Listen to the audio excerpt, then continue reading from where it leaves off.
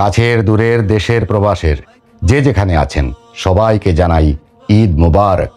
তাকাব্বালাল্লাহু মিন্না ওয়া মিনকুম কুল্লু আম ওয়া আনতুম বিখাইর। আল্লাহ রাব্বুল আলামিন আমাদেরকে ঈদ উল ফিতর দান করেছেন। আমরা সারা বিশ্বের মানুষ একই দিনে যদি ঈদ উদযাপন করতাম তাহলে কেমন হতো? এটি আমার মুখের কথা নয়, এটি সাধারণ মানুষের মনের গভীরের কথা। মানুষ মনে মনে সেটি ভাবে, কিন্তু সেটি মুখ দিয়ে প্রকাশ করতে পারে না। সহিহ বুখারীর একটি হাদিসের মধ্যে রয়েছে, বা একাধিক হাদিসেও রয়েছে, আল্লাহ রাসূল সাল্লাল্লাহু আলাইহি ওয়াসাল্লাম বলেছেন, তোমরা চাঁদ দেখে রোজা রাখো এবং চাঁদ দেখেই ঈদ করো।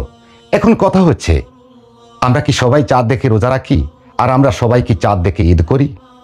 আপনি কি রোজা রাখার সময় চাঁদ দেখেছিলেন?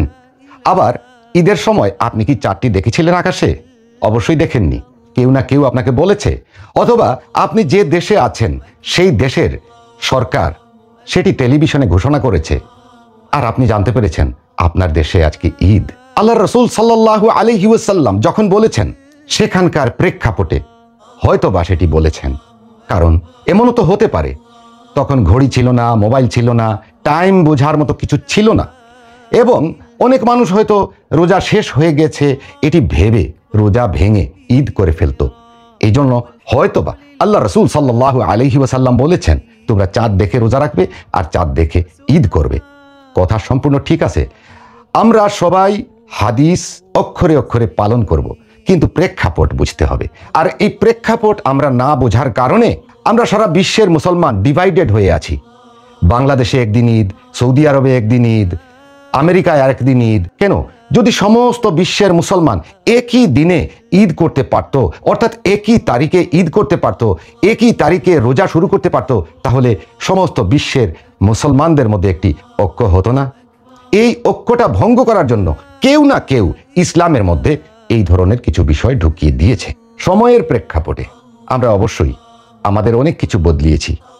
আজান দেওয়ার কথা পাথরের উপরে উঠে বা উঁচু কোনো স্থানে উঠে, কিন্তু এখন মাইক ব্যবহার করে আজান দেওয়া হয়। সেই আজানও গ্রহণযোগ্য, এবং সেই আজান দিয়েও অনেক মানুষ মুয়াজ্জিনরা সওয়াবের অধিকারী হচ্ছেন। এবং রাসূলুল্লাহ সাল্লাল্লাহু আলাইহি ওয়াসাল্লাম বলেছেন, মুয়াজ্জিনরা হাশরের ময়দানে তাদের গলা উঁচু হবে, তাদের গলাটা অনেক উঁচু হবে, মুয়াজ্জিনদের সম্মান অনেক বেড়ে যাবে। হযরত বিল্লাল রাদিয়াল্লাহু তাআলা আনহু একজন মুয়াজ্জিন ছিলেন, আর এখনকার যুগেও অনেক মুয়াজ্জিন আছেন। মাইকে আজান দিচ্ছেন, ইকোসিস্টেম করেও আজান দেওয়া হচ্ছে। এসি লাগিয়ে আমরা মসজিদে নামাজ পড়ছি, টাইলসের উপরে নামাজ পড়ছি। রাসূলুল্লাহ সাল্লাল্লাহু আলাইহি ওয়াসাল্লাম যখন নামাজ পড়েছেন তখন তার কপালে, তার মুখে, তার বুকে কাদা লেগে গেছে, হাতে কাদা লেগে গেছে। বৃষ্টির মধ্যে যখন নামাজ পড়ছিলেন তখন নিচে যে কাদা ছিল সেই কাদা হাতে মুখে লেগেছে। আমাদের কি সেরকম লাগে? অবশ্যই নয়। অবস্থার প্রেক্ষাপটে আমরা অনেক কিছু বদলাতে পারি। আর সমস্ত বিশ্বের মুসলমান যদি একদিনে ঈদ করতো, একদিনে রোজা রাখতো, তাহলে কতই না ভালো হতো, তাই না? আপনার মনেও তো সেটি আছে, কিন্তু বলতে পারছেন না, কারণ আমরা বন্দী, আমাদেরকে রশি দিয়ে বেঁধে রাখা হয়েছে। আমরা পারি না আমাদের মনের কথা বলতে। আমরা এই জীবনে দেখে যেতে পারবো কি পারবো না জানি না যে সারা বিশ্বে একই দিনে ঈদ হচ্ছে। ধরুন আজকে শুক্রবার, এই শুক্রবারে জুমার নামাজ সারা বিশ্বে প্রত্যেক মসজিদে হচ্ছে। বাংলাদেশে যখন জুমার নামাজ হবে তখন ইউকেতে আরও পরে হবে, কারণ তাদের দিনটা 6 ঘন্টা পেছানো, ইউএসএতে 12 ঘন্টা বা 11 ঘন্টা পেছানো। অতএব যখনই ফ্রাইডে আসবে জুম্মা হবে। নামাজের কিবলা হচ্ছে কাবা, আর তা অবস্থিত মক্কাতুল মুকাররমায়। আর মক্কাতুল মুকাররমা অবস্থিত সৌদি আরবিয়া নামক একটি দেশে। আল্লাহ কখনো বলে দেন নাই তোমরা এক একটা করে দেশ ভাগ করে রাখো, আর এই দেশগুলোর মধ্যে তোমরা একটি সীমানা রাখো, আর এক দেশ থেকে আরেক দেশে যাওয়ার জন্য ভিসার সিস্টেম করো। এটা আল্লাহ বলেন নাই, কোরআনে আছে কোথাও? নেই। আল্লাহ রাব্বুল আলামিন আকাশ এবং জমিনের মালিক। আল্লাহ রাব্বুল আলামিন সমস্ত বিশ্ব জগৎ সৃষ্টি করেছেন, এবং এই জগৎটি আল্লাহর, এবং এই মানুষগুলো আল্লাহর। ইবাদত তো আইনের উপরে নির্ভর করে না, আবার ইবাদত হুজুকের উপরেও নির্ভর করে না, ইবাদত ইমানের উপরে নির্ভর করে। 3 ঘন্টা পরে সৌদি আরবে জুমার নামাজ হবে, আর 3 ঘন্টা আগে বাংলাদেশে জুমার নামাজ হচ্ছে। সেটি কিভাবে হচ্ছে? সেটি সূর্যের সাথে হিসাব করে হচ্ছে। আমরা নামাজ পড়ি, আমরা ইফতার করি, আমরা সেহরি খাই, সব কিছু কিন্তু সূর্যের সাথে হিসাব করে করি, ঘড়ির টাইমটা সূর্যের সাথে হিসাব করে হয় সৌর বৎসরের সাথে। শুধু রোজা রাখার সময় চাঁদ দেখে রোজা মাস আসছে কিনা সেটা দেখা, আর ঈদ করার সময় আমরা আবার চাঁদ দেখব যে ঈদের মাস আসলো কিনা। কিন্তু বিশ্বের যে কোনো জায়গায় মুসলমানরা যদি পৃথিবী থেকে আকাশে ঈদের চাঁদ দেখে ফেলে তাহলে সমস্যা কোথায়?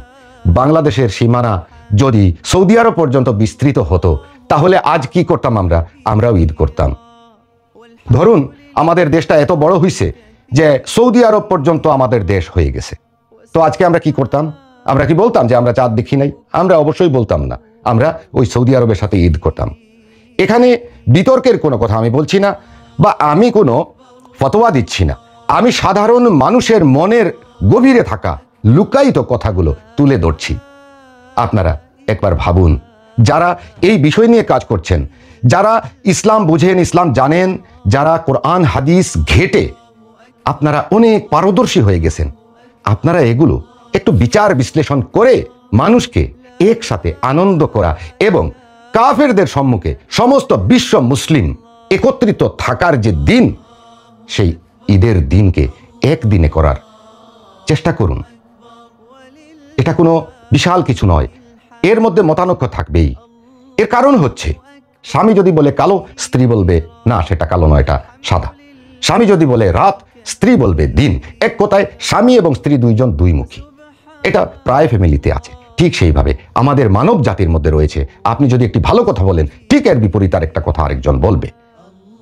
সুতরাং আমরা যারা মুসলমান, প্রত্যেক মুসলমান যদি একই দিনে ঈদের নামাজ পড়তে পারতাম, একই দিনে রোজা রাখতে পারতাম, হোক না সেটা আমেরিকা এবং বাংলাদেশ। বাংলাদেশে আজকের তারিখে আমরা রোজা রাখলাম, আমেরিকায়ও তারা আজকের তারিখে রোজা রাখবে যখন তাদের দিন হবে সেই দিন। কিন্তু না, আমরা সেটা করতে পারছি না। আমাদের এই বাংলাদেশের সীমানার ভিতরে যদি চাঁদ দেখা যায় তাহলে আমরা ঈদ করব না, হয় করব না।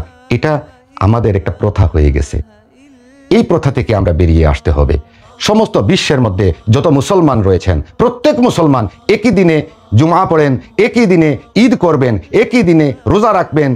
এই রকম যদি হয় তাহলে মুসলমানদের মধ্যে ভ্রাতৃত্ববোধ এবং মুসলমানদের মধ্যে ঐক্য আরো বেড়ে যাবে এবং এই আনন্দ ভাগাভাগিটা খুব সুন্দরভাবে হবে। আজ যারা ঈদ করলেন সৌদি আরব সহ অন্যান্য দেশে, তারা বাংলাদেশের আত্মীয় স্বজনের সাথে সুন্দরভাবে তাদের আনন্দ ভাগাভাগি করতে পারেন নাই। আবার বাংলাদেশে যেদিন ঈদ হবে সেই দিন ওই আত্মীয় স্বজনদের সাথে তাদের ঈদের আনন্দ ভাগাভাগি করতে তেমন আনন্দ লাগবে না, মজা লাগবে না, কারণ উনাদের ঈদ শেষ হয়ে গেছে, পুরনো হয়ে গেছে, আর আমাদের ঈদ মাত্র শুরু হয়েছে। এরকম ঠিক নয়, বিবেচনা করে দেখা উচিত। এটি সাধারণ মানুষের মনের কথা বললাম, আমার ব্যক্তিগত কথা নয়, এবং এই বিষয়ে বিতর্ক না করে মনে মনে চিন্তা করার বিষয়। সবাইকে আবারও ঈদ মোবারক জানিয়ে আজকের মতো বিদায় নিচ্ছি। আল্লাহ হাফিজ।